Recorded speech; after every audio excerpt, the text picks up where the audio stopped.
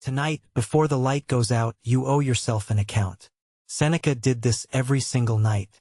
When the light has been removed from sight, he wrote, and my wife, long aware of my habit, has become silent.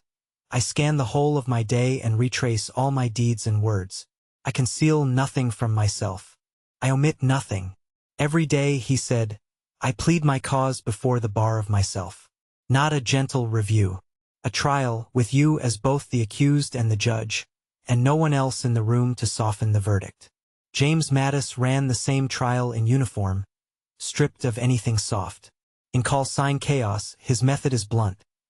Study yourself without flinching, name exactly where you were weak, and move forward without dragging self-pity into it. The mistake gets processed, not nursed. No room in that method for feeling sorry for yourself. The mistake isn't the problem. The refusal to name it honestly is the problem, and that refusal is exactly what a full night's sleep lets you get away with if you let it. Mattis went further on this than most people are willing to. He said flatly that every mistake he made in his career, and there were many, got treated by his own chain of command as tuition, not as a career-ending verdict. The cost of the error bought him a lesson he carried into doing the job right the next time. Tuition, not condemnation. That's the frame tonight's audit actually needs.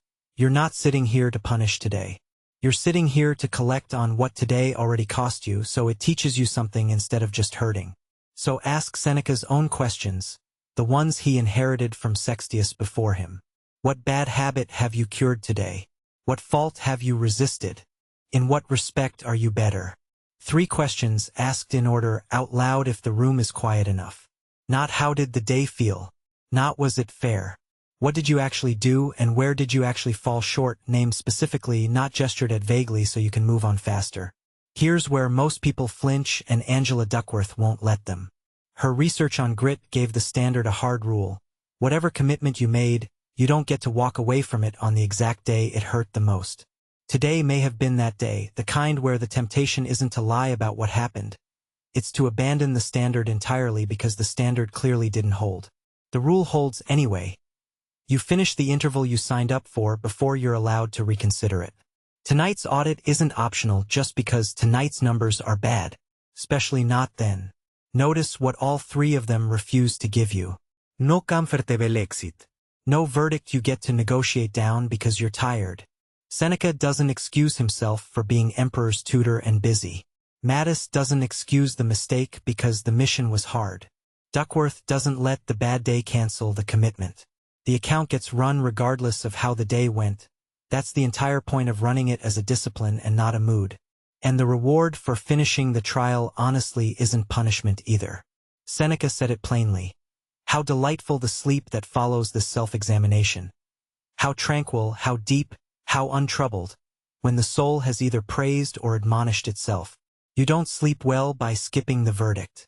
You sleep well by reaching one, even the hard one, and closing the file. Notice, too, what none of them needed to run this. No witness, no rank, no spouse checking the ledger. Seneca's wife stayed silent because she'd learned the habit wasn't for an audience. Mattis didn't file his mistakes for anyone else's approval. The bar of yourself only has one judge sitting on it, and that judge doesn't get relieved for the night just because you'd rather not show up. Tomorrow's standard is the specific gap tonight's trial just found, not a vague promise to do better. If Seneca's 3 questions caught a fault you keep repeating, name it exactly out loud and decide tonight, not tomorrow morning when it's easier to forget, what you do differently the next time it shows up. If Mattis's tuition caught a mistake you're tempted to excuse, take the tuition instead. Call it what it cost you, and carry the lesson forward instead of the shame. If Duckworth's bad day rule caught you wanting to quit the standard entirely, don't renegotiate the whole commitment tonight. Finish the interval. Reassess tomorrow with a clear head, not tonight with a tired one. Tomorrow morning somebody else opens with an hour nobody's grading. Vince Lombardi, Ernest Shackleton, Dan Gable on the standard that outlasts the room. That's the account they run before sunrise. Tonight's account is this one, and nobody runs it for you. Not Seneca, not Mattis, not Duckworth, they only handed you the method. The bar of yourself is still yours to stand before. Tomorrow, win before they wake.